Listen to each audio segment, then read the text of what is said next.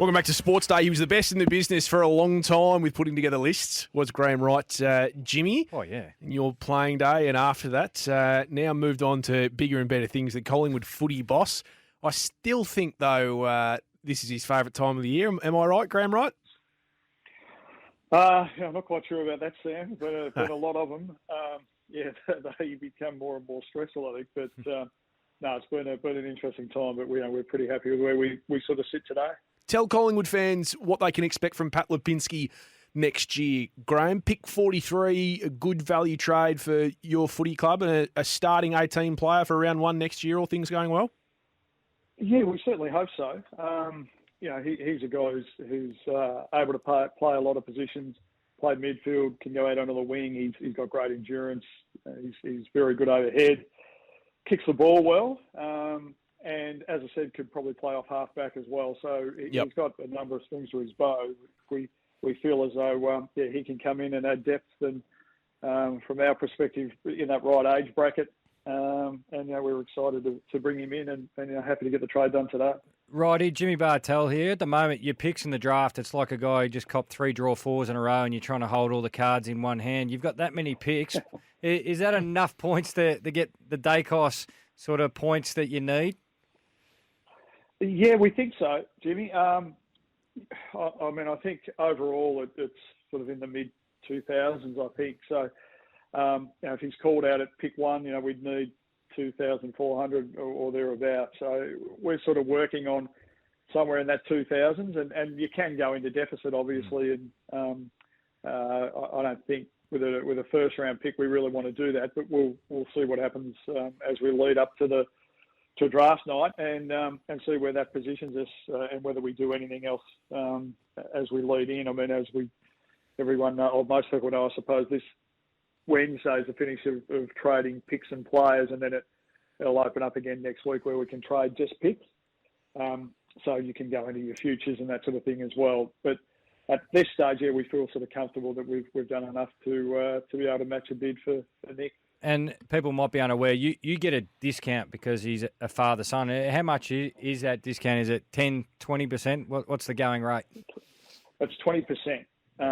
So I think, if he was called out at 1, which is equivalent to 3,000 points, that obviously that's down to 2,400 for us to match a bid. But as I said, if we didn't have those points, we can go into deficit, and then those points, it's a complicated system, come off your first round pick next year, wherever that may lie.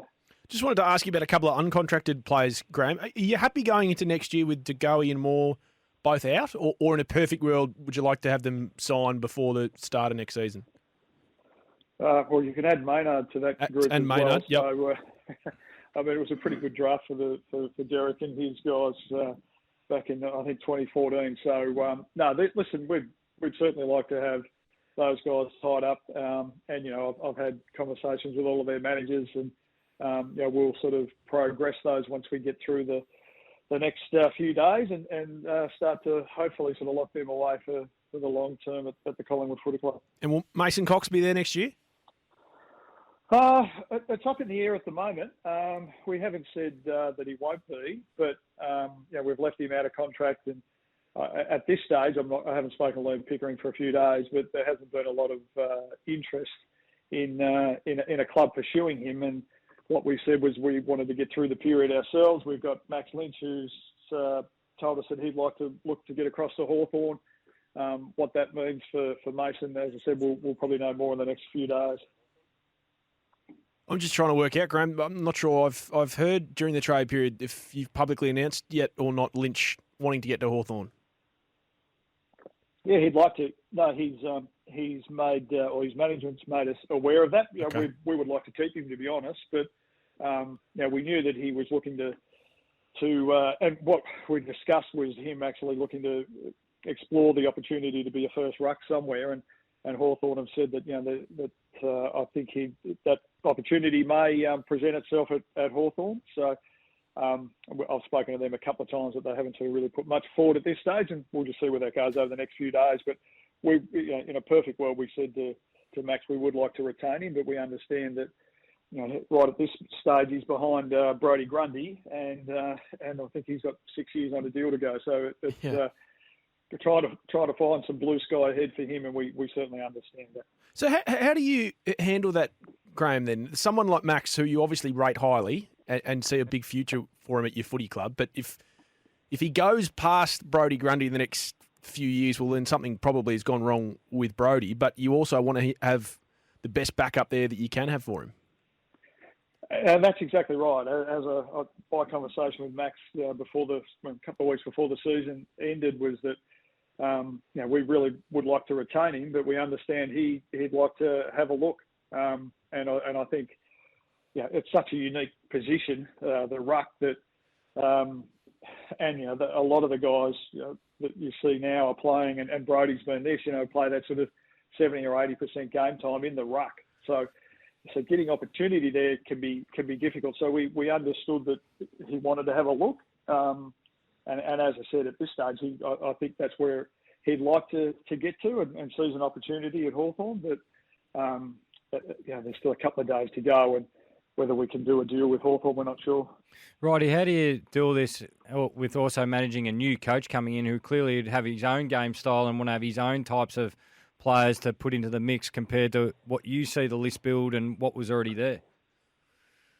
Yeah, we've had some really good conversations, Craig and myself and Derek Hine as well, and that's also involved our other coaches as well doing some planning, and he's had some input. I mean, we were already a fair way down the track with Pat Lipinski and even Nathan Kruger. So from that perspective, he's had some input into that.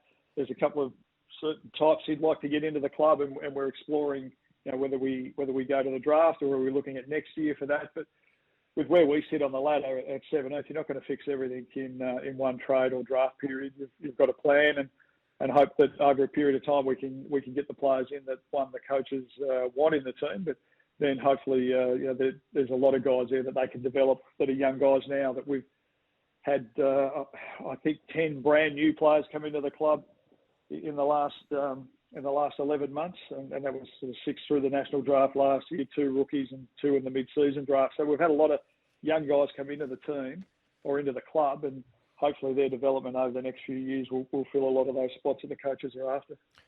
So, Graham, you're a head of footy, and my co-host tonight's a footy director on a board. I'm just really curious. We know that there's a bit going on with your board at the moment. We're not going to ask you about it because you're in the footy department. But does it make your job any harder? Does what is happening on a club's board impact the role of a head of footy at all?